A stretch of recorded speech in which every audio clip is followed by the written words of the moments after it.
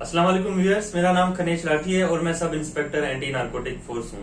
आज मैं आपको बताऊंगा कुछ ऐसी बातें, कुछ ऐसी टेक्निक्स जो आप टेस्ट में जाने से पहले करेंगे। मतलब कल अगर आपका टेस्ट है तो आज या आज रात को आपने क्या करना है, और फिर पेपर में जब आप बैठ जाते हैं पेपर को सॉल्व कैसे करना है, उसको पढ़ना कैसे है, उसकी टेक्निक्स क्या है, उस पे आपने टिक कैसे करने हैं, उसकी अगर कुछ ट्रिक्स हैं तो वो मैं आपसे आज शेयर करूंगा इस वीडियो में। ये वीडियो आपने स्टार्ट से लेके एंड तक देखनी है, क्योंकि इस वीडियो में जो मैंने टेक्निक्स बताई हैं वो स्टार्ट से लेके एंड तक एक एक टेक्निक बताई है और एक एक टेक्निक आपके बहुत काम की है। ऐसा ना हो कि आप वीडियो देख के बीच में छोड़ दें और वो टेक्निक आपसे मिस हो जाए। तो ये ऐसे टिप्स हैं जो आपको लाजिम काम आने हैं और ये 100% प्रैक्टिकल है। जनरली ये कहा जाता है कि पेपर से एक दिन पहले कम पढ़ना चाहिए या बिल्कुल ना ही पढ़ना चाहिए, लेकिन मैं आपको ये सजेस्ट करूंगा कि पेपर से पहले आपने जो शॉर्ट नोट्स या करंट अफेयर्स के कुछ जो टॉपिक्स हैं या जो आपने अपनी ट्रिक्स बनाई हुई हैं या मैथमेटिक्स के कुछ फार्मूले बनाए हुए हैं तो वो देख लें लाजिम। ज्यादा ये मैं नहीं कहूंगा कि आपने कोई सिलेबस छोड़ा हुआ है तो वो आप कवर करें। अगर वो कवर करने लग जाएंगे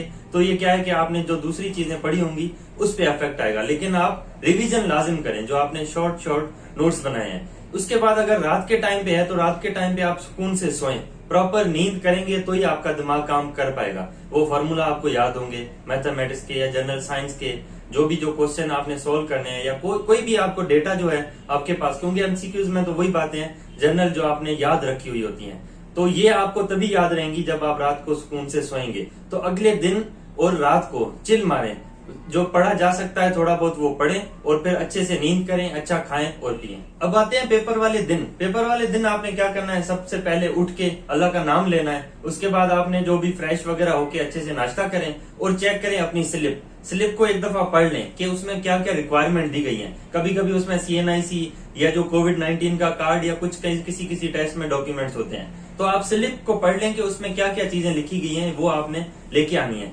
ये चीजें आप अपने साथ रखें, पेन अपने साथ रखें जो चेक करें कि वो वाकई काम कर रहा हो, पेन लिख रहा हो। उसके अलावा भी अगर चाहें तो एक्स्ट्रा पेन रखें और एक छोटी सी पानी की बोतल अपने साथ रखें।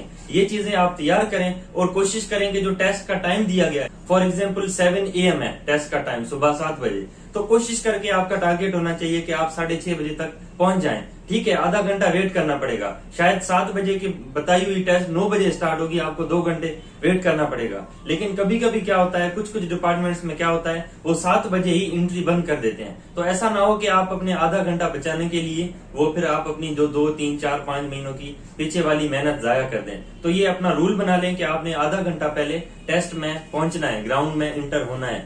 अब आते हैं कि जब आप टेस्ट हॉल में बैठ गए हैं, अपनी सीट पे रोल नंबर जो आपका है वहां पे आप बैठ गए हैं, अब क्या करना है। सबसे पहले तो आपको जो क्वेश्चन पेपर या जो भी आंसर शीट दी गई है उसको ध्यान से देखें और जो इंस्ट्रक्टर इंस्ट्रक्शन बता रहा है वो ध्यान से सुने कि सपोज हॉल नंबर है, उसमें क्या लिखना है, रोल नंबर आपने कैसे पुट डाउन करना है, CNIC लिखना है, सिग्नेचर कहाँ पे करनी है। कभी कभी क्या होता है, स्टूडेंट वो इन्विजिलेटर वाली जगह पे अपनी सिग्नेचर कर देते हैं या डेट गलत डाल देते हैं, या जो आपने वो रोल नंबर लिखना होता है वो ऊपर 1 लिख देते हैं और जब वो फिलिंग करनी होती है वो गलत कर देते हैं। तो फिर वो कह रहे होते हैं सर हमें ये OMR शीट चेंज कर दें, वो चेंज नहीं होती, फिर आप वहां पे बिला वजह शर्मिंदा हो रहे होते हैं। तो ये इंस्ट्रक्शन ध्यान से सुने, वो पढ़ें और वो जो 5, 10, 15 मिनट आपको दिए जाते हैं उसको सही से यूटिलाइज करें एक पढ़े लिखे बंदे की तरह। क्योंकि आप जब ग्रेजुएशन लेवल पे, इंटरमीडिएट या मैट्रिक लेवल पे जब टेस्ट देने जा रहे हैं तो ये आपका फर्ज है कि आप इंस्ट्रक्शन पढ़ें, जो सामने आपको बता रहा है उसकी बातें सुने और उस पर अमल करके, क्योंकि ये आपका अपना है। आप गलत रोल नंबर डाल के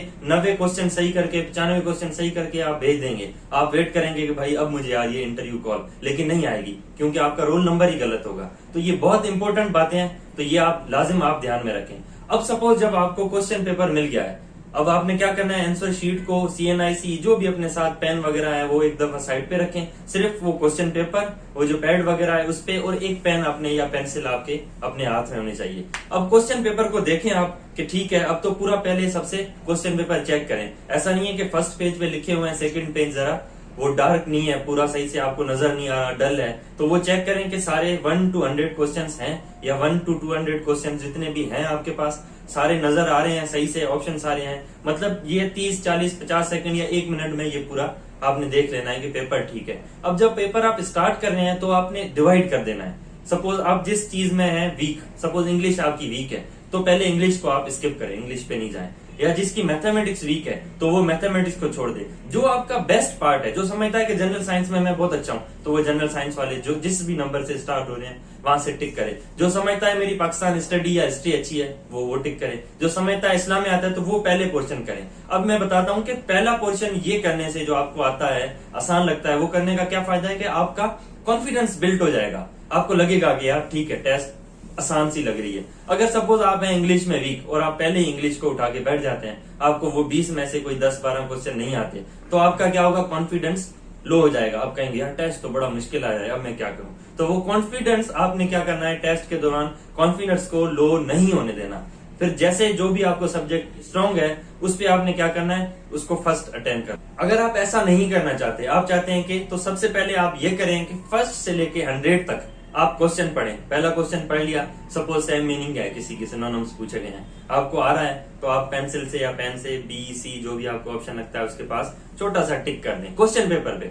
अभी जो वो आंसर शीट है उस पर आपने जाना ही नहीं है, वहां पे टिक किया। दूसरा आ रहा है, टिक किया। तीसरा नहीं आ रहा, स्किप। चौथा नहीं आ रहा, उसको छोड़ दो, टिक ही ना करो। पांचवा नहीं आ रहा, टिक नहीं करो। ऐसे जो भी आ रहे हैं, फिर 20, 21, 22 जो आपको आ रहा है क्वेश्चन उस पर छोटा टिक किया, बाकी स्किप करते गए। ऐसे क्या हो गया कि आपने 1 to 100 क्वेश्चन एक दफा आपकी नजर से गुजर गए। आपको लग रहा है, आपको आइडिया हो जाएगा कि यार मुझे 50 आ रहे हैं, 50 नहीं आ रहे। तो अब आपने क्या करना है, एक दफा वो टिक हो गए, वो फिर अब आप आंसर शीट पे टिक कर दें। लेकिन उसमें भी आपने मेक श्योर ये करना है, ऐसा है कि फर्स्ट पे टिक किया, फिर सेकंड आपको आ रहा था उस पे टिक किया, थर्ड नहीं आ रहा था, फोर्थ नहीं आ रहा था। तो ऐसा ना हो कि जो फिफ्थ आपको आ रहा हो वो आप थर्ड वाले में टिक कर दें। तो इसका क्या मतलब है, आपकी मार्क्स कट हो गई। वो पांचवा जो आपको आ रहा था वो आपने 4 में कर दिया, फिर वो सारा पीछे वाला वो आपका सिस्टम ही सारा खराब हो जाएगा, पूरी सीक्वेंस ही खराब हो जाएगी। तो ये चीजें आपने बड़ी ध्यान में रखनी है। तो ये जो मैंने पहली आपको टेक्निक बताई है ये बहुत इंपॉर्टेंट है। या तो आप ये करें कि आपका जो स्ट्रॉन्गेस्ट पार्ट है उसको टिक करें, उसके बाद जो ज्यादा आपको आसान लगता है उस पर जाएं, जो मुश्किल है वो बाद में करें। सबसे बेहतरीन तो ये है। अगर नहीं तो आप 1 to 100 जाते जाएं, जो आ रहा है उसको टिक करें, बाकी को छोड़ दें। अब ये क्या है, फर्स्ट रीड आपने कर दिया 100 क्वेश्चन, अब जो आ रहे थे वो भी टिक हो गए, दूसरे पे दूसरी रीड करेंगे वो। लेकिन सबसे पहले ये जो भी आपको टेक्निक्स हैं इसमें आपने टाइम का बहुत ध्यान रखना है। ऐसा ना हो कि आप अपने आराम से करते जाएं कि टाइम का आपको पता ही ना चले, क्योंकि आपको बताएंगे कि ये आपके 100 क्वेश्चंस के आपको 100 मिनट्स दिए गए हैं या 120 मिनट्स दिए गए हैं। तो आपने उस टाइम फ्रेम में रह के सब कुछ करना है। सपोज ऐसा है कि आप 1 to 20 मैथ में वो इंग्लिश के क्वेश्चंस हैं वो आपने कर दिए जल्दी, फिर 20 to 40 मैथमेटिक्स के क्वेश्चन है फॉर एग्जाम्पल, तो आप वो 20 क्वेश्चंस में लग गए हैं और आपने अपना 40-50 मिनट जाया कर दिए हैं। तो अभी आपके 40 क्वेश्चन ही होंगे और बाकी पीछे मिनट्स बचेंगे 20 या 30, उसमें आपने करने होंगे 60। तो आपने क्या किया, उन 20 क्वेश्चंस के चक्कर में आपका अपना टाइम सारा जाया कर दिया और पूरा टेस्ट आपने खराब कर दिया। क्योंकि बाकी के जो 30 मिनट में आपने 60 क्वेश्चंस करने होंगे ना, तब आपके हाथ ऐसे कपकपा रहे होंगे, आपका कॉन्फिडेंस बिल्कुल लो होगा, जो चीजें आपको आ रही होंगी वो भी आप भूल चुके होंगे। तो इससे आपने क्या करना है कि टाइम मैनेजमेंट का सबसे अच्छे से ख्याल रखना है। अब पहली टेक्निक मैंने आपको समझा दी, अब आते हैं दूसरी टेक्निक पे। दूसरी टेक्निक क्या है, एलिमिनेशन। मतलब आपने एलिमिनेट करना कैसे करना है। सपोज है एक क्वेश्चन जिसका आपको आ ही नहीं रहा आंसर, आपको कोई आइडिया ही नहीं है कि यार क्या हो सकता है, तो आपने क्या करना है, कोशिश करें कि 2 ऑप्शन एलिमिनेट करें। अब अगर कोई एलिमिनेट कर सकते हैं तो ठीक है, नहीं कर सकते, एलिमिनेट करना मतलब उनको छोड़ देना कि यार ये हो ही नहीं सकता। सपोज है पाकिस्तान का कैपिटल पूछ लिया है, उसमें ऑप्शन है इस्लामाबाद, लाहौर, कराची, फैसलाबाद। सपोज ये ऑप्शंस हैं। अब आपको पता ही नहीं है कि यार क्या है। सपोज हम तो पाकिस्तानी हैं, हमें पता है इस्लामाबाद है, लेकिन किसी और टेस्ट में फॉर एग्जाम्पल आ जाता है, ये फॉर एग्जाम्पल वाला क्वेश्चन है। तो आपने क्या करना है कि एलिमिनेट करना है कि यार देख लें कि कौन सा आपको लग रहा है। सपोज आपने कभी कराची सुना हुआ है तो आप कहेंगे नहीं कराची तो नहीं हो सकता, ये नहीं है। या फैसलाबाद, ये तो चौथा 5वें नंबर पे पाकिस्तान का शहर है, तो ये भी नहीं हो सकता। तो बाकी 2 बच गए, कौन से, इस्लामाबाद या लाहौर। या आपने लाहौर एलिमिनेट कर दिया तो इस्लामाबाद और कराची। अब 2 ऑप्शन बच गए। अब मतलब आपने क्या किया, अपने 50% आपने बढ़ा दी प्रोबेबिलिटी कि यार अब 2 में से अगर आप तुक्का भी लगाएंगे तो आपने 50% आपके चांसेस बढ़ गए कि इन 2 में से ही कोई है ना, तो आप कर जाएंगे। इसके बाद अगर मैं आपको बताऊं, सपोज है क्वेश्चन है उसमें नन ऑफ देम और ऑल ऑफ दी अबोव दिया गया है। नन ऑफ देम, डी पे ऑप्शन होता है, नन ऑफ देम या all of the above suppose किसी क्वेश्चन में दिया गया है। तो ये थ्योरेटिकली मैंने कुछ आर्टिकल्स पढ़े हैं, रिसर्च किए, उसके बेसिस पे मैं बात कर रहा हूँ, और जो अपना थोड़ा बहुत एक्सपीरियंस है, कुछ टेस्ट है जो पास किए, उसके हिसाब से उसके बिहाफ पे मैं आपको बता रहा हूँ। तो उसमें क्या है, 95% डी ऑप्शन होगा जिसमें ऑल ऑफ देम और नन ऑफ दी अबव अगर ऑप्शन दिया गया है तो। लेकिन अब यहाँ पे भी आपने एक चीज का ध्यान रखना है, जैसे फेडरल पब्लिक सर्विस कमीशन की जो भी आप टेस्ट देंगे तो उसमें डी ऑप्शन होगा ही नन ऑफ देम। अब आप कहेंगे भाई ये तो कोई 90-95 नन ऑफ देम ही है, नहीं, वो एक्सेप्शन है क्योंकि उन्होंने डी ऑप्शन में दिया ही नन ऑफ देम है। उसमें आपने उनको 3 ऑप्शन ही है A B C, none of them उसमें 2-4 ही होते हैं मुश्किल से। तो अभी उसमें क्या होता है फेडरल पब्लिक सर्विस कमीशन में कि जहां पे भी ऑल ऑफ देम ऑप्शन होता है मोस्ट प्रोबेबली 95% मेरे हिसाब से भी वो ऑल ऑफ अबव होता है। लेकिन सपोज है कल आप एंटी नार्कोटिक फोर्स की टेस्ट देते हैं तो उसमें क्या है किसी में नन ऑफ देम दिया गया है, किसी क्वेश्चन में होगा, सब में नहीं होगा जहां तक मुझे पता है, और किसी में ऑल ऑफ अबव दिया गया है। सपोज ए बी आपको आ रहा है कि यार इसका नहीं ए ही है, ऑल ऑफ दी अबव नहीं है डी वाला, या इसका बी है नन ऑफ दी अबव नहीं है डी वाला, तो आप अपने हिसाब से करें। आपको आ ही नहीं रहा, आपने तुक्का लगाना है तो आप कौन सा लगाएं, नन ऑफ देम या ऑल ऑफ अबव जो उस ऑप्शन में दिया गया है। और दूसरी एक थ्योरी है, ये मतलब थ्योरीज हैं जो स्टूडेंट्स जो एग्जाम क्रैक करते हैं उनसे इंटरव्यू लेते हैं तो उनसे पता लगता है, या जो मैंने टेस्ट दिए मैं अपना एक्सपीरियंस शेयर कर रहा हूँ कि मोस्ट प्रोबेबली अब आपने तुक्का ही लगाना है। सपोज है एक क्वेश्चन आपको बिल्कुल ही नहीं आ रहा, आपको उसी चीज का आइडिया ही नहीं है, क्योंकि जो एमसीक्यूज टेस्ट है उसमें क्या होता है कि ये सारा प्रैक्टिकल बेस है, जितना आपने वो प्रैक्टिस की होगी उतना आप एमसीक्यूज अच्छे करेंगे। अब ऐसा हो ही नहीं सकता कि आपने कोई एमसीक्यूज पढ़ा नहीं है और वो आप वहां पे अच्छे से परफॉर्म करें, वहां पे तुक्का ही लगाना है, लग गया तो ठीक है वरना नहीं। एमसीक्यूज में होता ही यही है कि जो आपने चीज पढ़ी गई है वो आपको कहीं ना कहीं भी पढ़ी है, आपने अखबार में पढ़ ली, कहां से सुन ली, मेरे मुंह से आपने यूट्यूब पे सुन ली, किसी और वीडियो में देख ली, किसी बुक में, किसी साइट पे, वो अगर टेस्ट में आ गई तो आपका माइंड क्लिक करेगा कि हाँ यार ये मेरी नजरों से गुजरी है और इसका ऑप्शन ये है, चांसेस बढ़ जाते हैं। कोई भी क्वेश्चन है जो आपकी नजरों से कभी गुजरा ही नहीं है उसके चांसेस बहुत ही कम होते हैं तुक्का लगाने के। तो मैं आपको बताता हूं कि किसी क्वेश्चन का आपको आइडिया ही नहीं है उसमें आपने तुक्का कैसे लगाना है। तो उसमें आपने ये तुक्का लगाना है, ये भी तकरीबन 90-95% एक थ्योरेटिकल प्रूव्ड बात है, क्योंकि वो जो इंटरव्यू से जो टेस्ट क्रैक करते हैं उनके इंटरव्यू से कि या बी या सी ऑप्शन होता है, ए और डी ऑप्शन कम होता है। एक्सेप्शन अगर डी में नन ऑफ देम और ऑल ऑफ दी अबव है तो, नहीं है तो आपने ए और डी को मोस्ट प्रोबेबली जो एग्जामिनर होता है वो नहीं रखता, तो बी और सी हो गया। अब बी और सी में से भी तुक्का लगाना है तो मोस्ट प्रोबेबली बी होता है।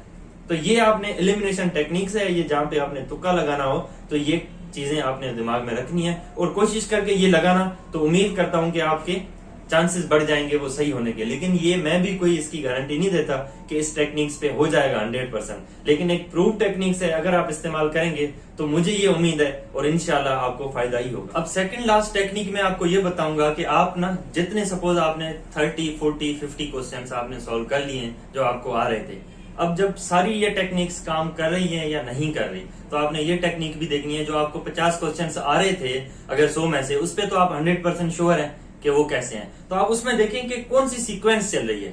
सपोज बी ऑप्शन ज्यादा है, सी ज्यादा है, या कहीं 2-3 बी नहीं है, तो आपने इस सीक्वेंस को अपने जहन में रखते हुए भी टिक करना है। कभी कभी फेडरल पब्लिक सर्विस कमीशन के मैंने एग्जाम दिए हैं तो उसमें क्या होता है कि बी ऑप्शंस बहुत ज्यादा होते हैं और ऐसा होता है कि 4 क्वेश्चन हैं तो चारों के लगातार बी होते हैं। तो खैर फेडरल की एक अलग टेक्निक होती है, कल जो एएनएफ का टेस्ट दे रहे हैं उनकी अलग टेक्निक्स होगी, एनटीएस के टेस्ट की अलग टेक्निक्स होगी, लेकिन जो मैंने आपको जनरल बातें बताई हैं जैसे वो 95% ये सही हो सकती है टेक्निक, 90% ये टेक्निक सही हो सकती है, इस पे आपने ज्यादा फोकस करना है। अगर मैं लास्ट बात करूं तो ये वही स्मार्ट स्टडी वाली, कि आपने जितना स्मार्ट स्टडी किया होगा, जितना आपने प्रैक्टिकली एमसीक्यूज को सॉल्व किया होगा, या जो आपने थ्योरी है वो आपकी बहुत ज्यादा जहन में पड़ी हुई है, और आपने अगर हिस्ट्री है तो वो आपने अपनी वो हिस्ट्री को क्या होता है कि आपने ड्रामा बना के आपने खुद एक डायरेक्टर बन जाना है और हर उसका कैरेक्टर आपने अपने दिमाग में बताना है कि राउंड टेबल कॉन्फ्रेंस हो रही है तो आपके दिमाग में टेबल बन गया और ये लोग बैठे हुए हैं। तो जब ऐसे आप हिस्ट्री को एक ड्रामा बना देंगे ना, आप जब डायरेक्टर बन जाएंगे तो वो चीजें आपको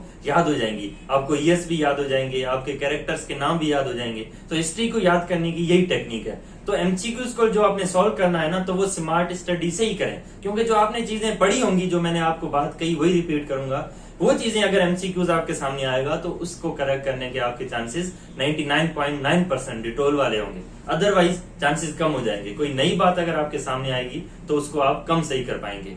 चलो ये अब इस वीडियो हो गई लॉन्ग, और मैंने जो आपको टेक्निक्स बताई हैं ये वो बातें हैं जो वीडियो तब आप देखें जब आप एग्जाम में कल जा रहे हैं, मतलब एग्जाम में जाने से एक दिन पहले ये वीडियो देखने वाली है। तो जो कल परसों और ये जो 3 दिन टेस्ट हैं एएनएफ के, उनको ये बहुत ज्यादा हेल्प करेगी। आपका बहुत शुक्रिया जो आपने मेरी पिछली वीडियो पे कमेंट्स किए हैं, जो अप्रिशिएशन वाले या जो लाइक्स किए हैं, जो शेयर किए हैं। तो काइंडली ये टेक्निक्स भी जो है आपने दोस्तों के साथ, अपने रिश्तेदारों के साथ, ना सिर्फ एनएफ टेस्ट के लिए लेकिन दूसरे टेस्टों के लिए भी शेयर करें ताकि वो उनको भी हेल्प हो सके। और जो भी मेरे चैनल पे जो व्यूज आ रहे हैं लेकिन वो लोग सब्सक्राइब नहीं कर रहे, तो काइंडली आप चैनल को सब्सक्राइब करें ताकि मेरे भी ये नंबर्स बढ़ते जाएं और एग्जाम में आपके नंबर भी ज्यादा आए। चलें, थैंक यू सो मच, दुआ में याद रखना और आप सबको best of luck, best wishes for the test. Thank you.